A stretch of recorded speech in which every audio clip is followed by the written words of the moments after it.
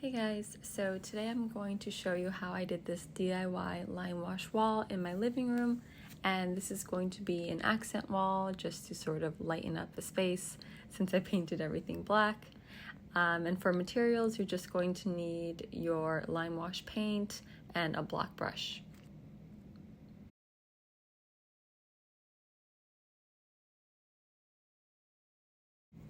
So you want to make sure you shake the paint really well before pouring it out so you get like a nice even color.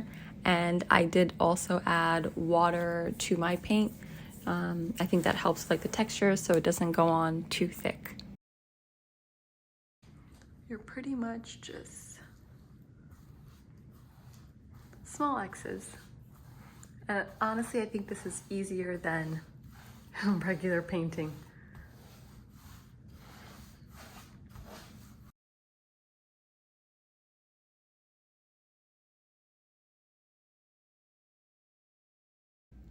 Okay, now this is what I'm talking about.